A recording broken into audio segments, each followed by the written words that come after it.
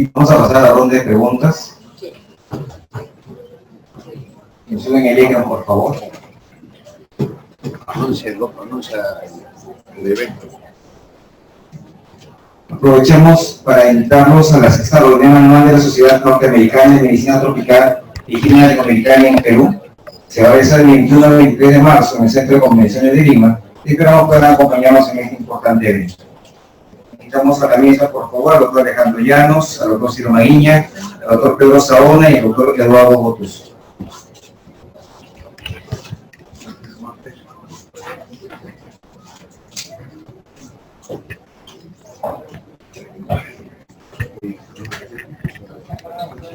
Bien, si hubiese alguna pregunta, por favor, en el público, si alguien ha escrito alguna pregunta, manden o levanten la mano para pasar ese micrófono, por favor.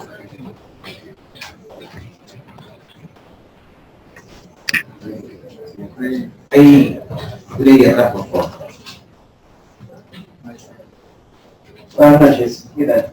Quiero saber cuál es la postura del Colegio Médico respecto a la reciente exigencia del Alto Comisionado de los Derechos Humanos de las Naciones Unidas de legalizar el aborto en países afectados por el Zika.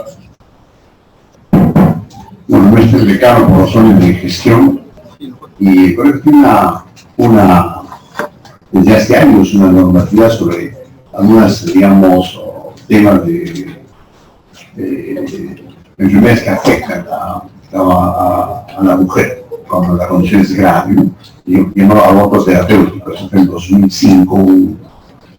Ahí no está tocando el Zika, chikungunya, simplemente el tema de una mujer grave, una condición grave, una condición de alto nivel que está señalada la conducta de enfermedades graves que merecen la vida, ¿no? Es un tema de una ley incluso que está reglamentada de protocolos saludables. Obviamente, como ya ha dicho el doctor Botuso, este es un tema en relación al aborto que algunos países pueden tomar, que el Colegio Médico no va a tomar ninguna decisión. Es un tema nuevo y va a respetar lo que diga la normatividad del Estado en este tema, ¿no? No está avalando un caso aislado que se presente porque no está normado por la parte ética y moral.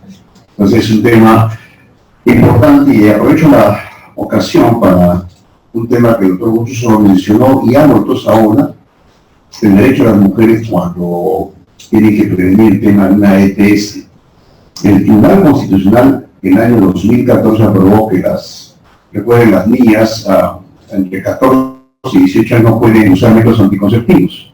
Y hay penas si es que acusan y el Estado pertinente prohibió, hasta el Tribunal Constitucional aprobó que sí pueden tener derecho y no tienen que ir con el papá y la mamá para que den los métodos anticonceptivos.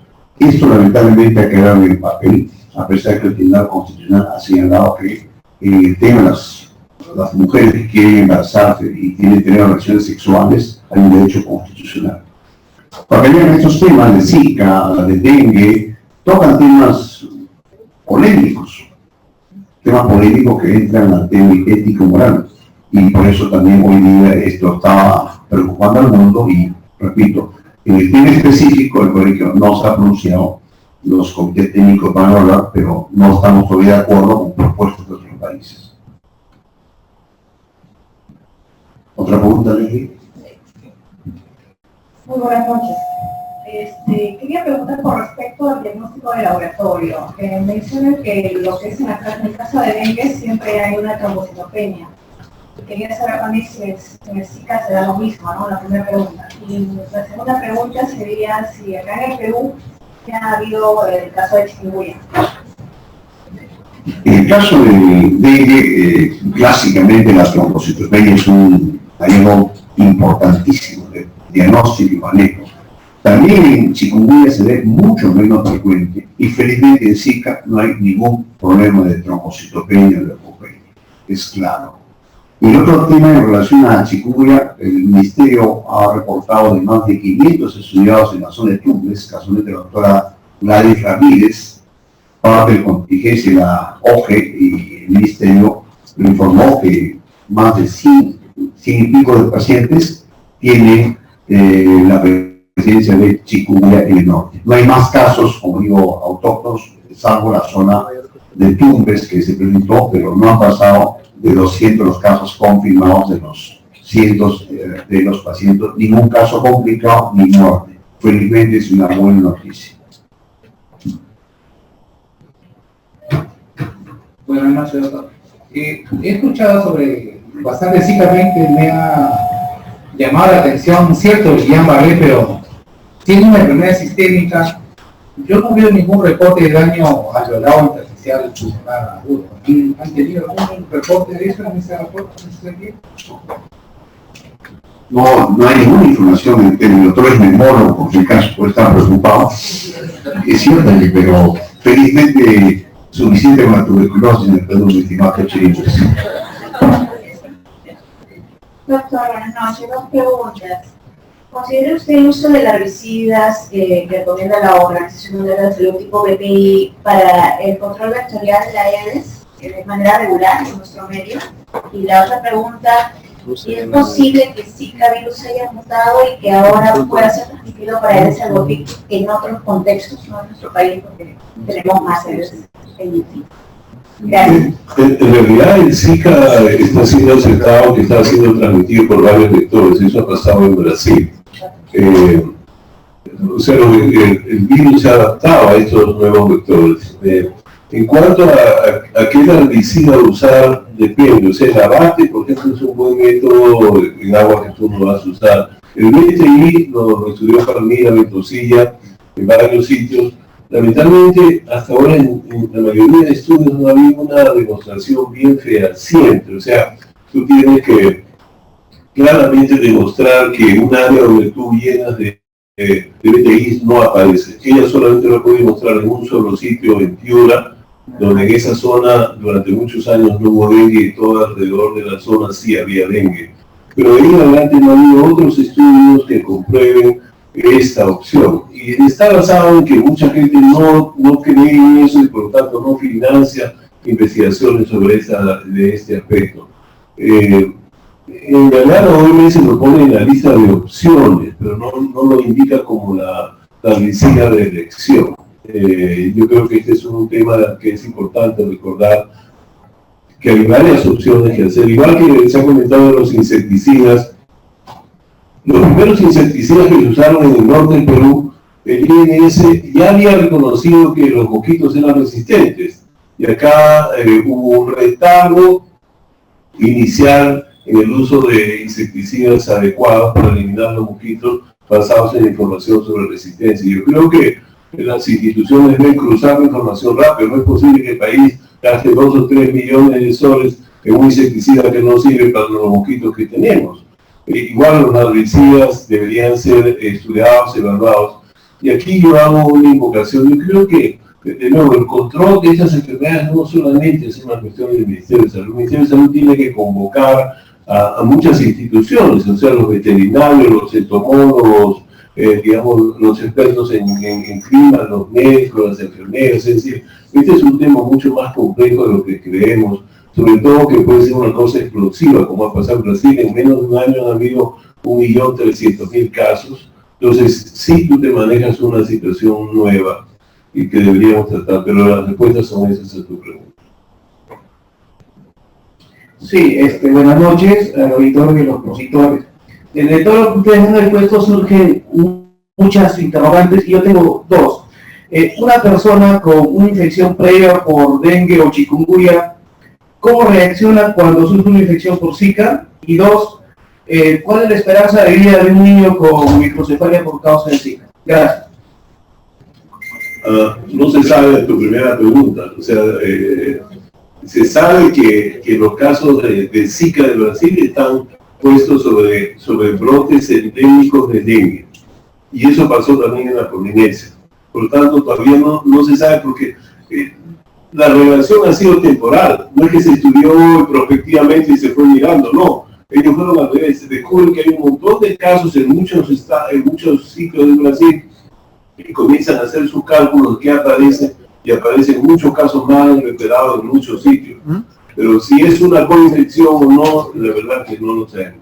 En cuanto a la pregunta de microcefalia, no sé si el Pedro tiene, creo que tenemos 2 o 3 pediatras acá en la sala distinguidos pero lo que sabemos es que ellos tienen un daño que puede ser muy severo, que incluso les pueden morir de manera temprana o pueden vivir muchos años. Y eso es lamentable, porque en nuestros países, si alguien tiene un daño neurológico severo, alguien de la familia se va a tener que encargar de ese chico. Y eso significa que esa enfermedad afecta a dos miembros de la familia: el niño y la persona que lo cuida 24 horas, la abuelita, la tía, la mamá. Alguien sacrifica su vida para cuidar a un niño con una lesión neurológica grave. Y eso lo vemos en varias enfermedades. Y entonces eso es importante, Alejandro. En realidad, a su primera pregunta no hay una respuesta, pero, a ver, la vacuna contra la fiebre amarilla protegía contra las formas severas de dengue a través de una reacción cruzada. Entonces, a raíz de esa observación es que comenzó a elaborarse la vacuna para dengue. Entonces, esa es una observación. Sin embargo, en otras enfermedades, el tener el antecedente, por ejemplo, por infección de un serotipo de dengue, incrementa el riesgo para tener mayor severidad. Entonces, puede tener respuestas en los dos sentidos. Lo que implica esto, que tenemos que hacer investigación. Se tiene que hacer investigación, porque si no, no vamos a quedar con buenas informaciones.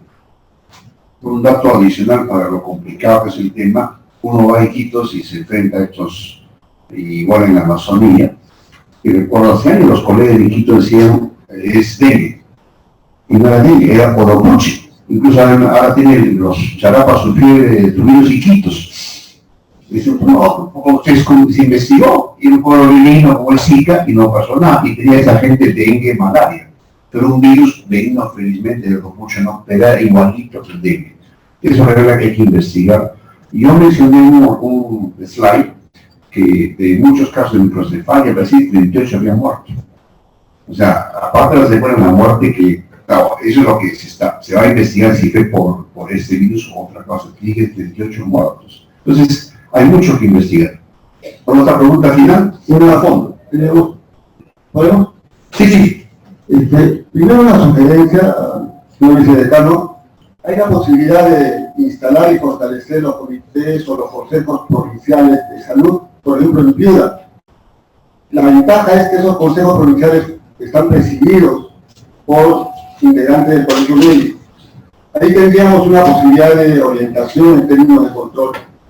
Y la segunda, que sí hemos participado en ella, es establecer una línea de base para ver cuál es el comportamiento de la polinesterasa, sobre todo niveles de polinesterasa a nivel de máquina, para tener el patrón del comportamiento entre los trabajadores que atienden las emergencias, los que están fumigando, los fumigadores y los que participan en las intervenciones en la vivienda. Y finalmente una pregunta que creo valía la pena resolverla. Los órganos fosforados generan efectos retardados y están descritos de gran manera. Y lo más importante dentro de esos efectos retardados es afectaciones neurológicas a larga data, inclusive posibilidades a nivel hereditario. Quisiera algún comentario sobre la tercera parte, ¿no? En realidad, la política para el control del dengue es un control integrado. Y el control integrado implica la participación de la sociedad organizada. Lo que pasa es que en la práctica casi no se cumple. Les he dado un ejemplo en donde cuando participan las municipalidades, cuando participa la población, evidentemente se tienen resultados. El gran problema es que esto no es sostenible en el tiempo.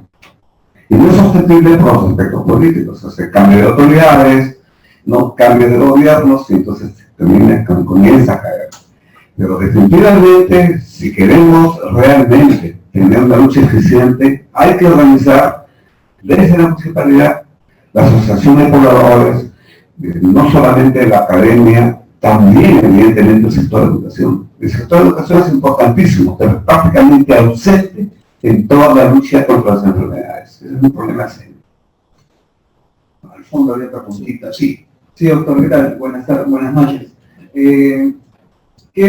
¿Cuál sería su opinión sobre importar y liberar los mosquitos transgénicos OX513A para tratar de controlar y eliminar al dengue, chikungunya, Zika, eliminando a la Aedes aegypti, ¿no? El doctor Gotuso te va a responder. Primero, como tú sabes, estos son mosquitos que son producidos por una compañía privada. Y hoy en día en Brasil están siendo cuestionados. Incluso hay gente que cree que esos son los mosquitos que, un poco como Jurassic Park, ¿no? O sea, se les escapó la cosa y los mosquitos transgénicos. Yo quiero recordar que aquí en el Perú existe otro absurdo. Está prohibido hacer cosas transgénicas. Y entonces, las investigaciones que se han hecho para la malaria, precisamente en Brasil, eran buscar mosquitos que fueran transgénicamente, que volvieran estéril o no transmitieran. Es una cosa bastante interesante. O sea, científicamente es válido hacer ese tipo de investigaciones para cortar enfermedades que, como vemos ahora, nos pueden producir muertes importantes de malaria en el mundo, o nos pueden producir una generación de niños con un daño neurológico grave. O sea, técnicamente podría hacerse. Sin embargo, en Brasil en este momento están siendo discutidos este tema porque ahora hay que buscar un culpable, es decir, quién es el culpable de lo que está pasando, nadie sabe y se especulan muchas cosas. Y una de las cosas que se ha discutido es si estos mosquitos transgénicos son parte, porque son transgénicos los machos y estos son los que han permitido, digamos, evitar que las hembras piquen y por lo tanto no nos van a transmitir a producir una generación de estos mosquitos. Esa es un poco la teoría y lo que está pasando. Sin embargo, en ese momento todavía no hay suficiente información de cuál es el impacto. Yo creo que el Perú no va a usar esos mosquitos por toda esta discusión que va a haber y porque además legalmente en el Perú hay toda una política de restricción para cualquier cosa transgénica. Yo solamente quisiera agregar a un comentario que se dijo sobre las Naciones Unidas. Las Naciones Unidas proponen, pero cada país acepta o no acepta. O sea, han propuesto que debería liberarse, digamos, el tema de que una mujer tenga la posibilidad de abortar. Yo creo que aquí esa es una discusión bien profunda, porque no tenemos buenos métodos diagnósticos. Cualquier pequeño defecto en una mujer embarazada van a pensar que es Zika, y de repente es toxoplasmosis, o de repente es un citomegalovirus. Entonces, inducir un aborto en una mujer de 20 semanas o 25 semanas es un tema que es, digamos, profundo, nos ha tenido un impacto ético, religioso, si no tiene más opciones, y yo creo que el país sí lo debe discutir. Sin embargo, estimo que no va a ser fácil y creo que tiene muchas aristas, sobre todo en este momento, de hacer esta discusión. En otros países la discusión de aborto está que una chica entre 14 y 18 años no le pida permiso, y eso pasa en España, no le pide permiso a su padre para producirse un aborto. ¿Se dan cuenta? O sea, una sociedad que no es católica, que no es religiosa, hay una discusión, ni siquiera estoy hablando de Zika, estoy hablando del derecho que tiene una mujer de inducirse un aborto por un embarazo no deseado, o porque cree que no es deseado. Entonces, un tema como ese, yo diría que puede ser necesario estudiarlo y discutirlo, pero que tiene una profundidad enorme, que creo que en ese momento Perú tiene el derecho de decir, bueno, no estamos de acuerdo. Ya lo dijo el ministro dijo que no iba a aceptar esa recomendación y que el gobierno no lo iba a aceptar, y lo dijo hace 2 días, que se podrá discutir y se verá todas las aristas. Yo creo que en ese momento nos preocupa el daño que puede haber sobre estas mujeres, y deberían poner todos los esfuerzos en poder reducir la posibilidad de transmisión de este virus. Enfatizando un poco lo que dice el doctor Gotuso, ¿no? Una interrupción de un embarazo por un daño fetal no está legalmente comprendido en la legislación peruana. Y el caso de una posible infección por Zika, que podría eventualmente producir un daño en el bebé, es algo que va a ser muy difícil de demostrar en nuestro medio. Hay otros casos de daño fetal claramente demostrado, como es la anencefalia, donde el niño no tiene posibilidad de sobrevivir, y esos casos tampoco nuestra legislación contempla la interrupción del embarazo. O sea que antes de la interrupción del embarazo por una posible infección de Zika que pudiera eventualmente producir una microcefalia que está por demostrarse, hay otros casos que eventualmente tienen que ser considerados. Estamos con el tiempo, que terminamos cualquier pregunta en nuestros correos, a través del correo que tenemos, vamos a ser realmente motivados por tanto interés científico. Ya terminamos.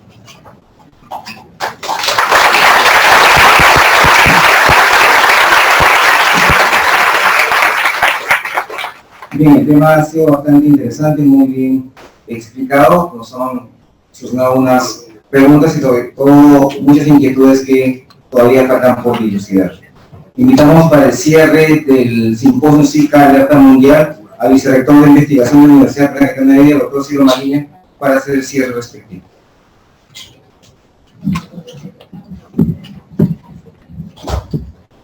Gracias nuevamente a los ponentes, a los asistentes y a los que están por vía virtual. Es la forma que la universidad hace que los temas de gran debate, y esta vez con el apoyo del Colegio Médico, disfrutamos de un tema tan importante. Y creo lo vertido con los problemas, las dificultades revelan cuánto hay que estudiar enfermedades, especialmente del tercer mundo, ¿no? De la gente más pobre, más olvidada a la que nos debemos. Y hace unos años en Paraguay los académicos nos reunimos y un argentino decía: este mosquito nos está dando una guerra, y él planteó el control antropológico, lo que decían muchos ponentes. Está en la población las herramientas para el control. Miren lo que pasa con rabia. Obviamente se mueren 12 niños con rabia habiendo vacuna, ¿no? Porque fallamos el tema antropológico, el tema de la población, la accesibilidad. Por lo tanto, hay enfermedades de mucha más importancia. El Zika nos mueve un poco la cabeza por el tema de los niños y pero hay enfermedades de mucha más importancia. Igual, muchas gracias y seguimos aportando a la ciencia y a la docencia. Buenas noches. Gracias.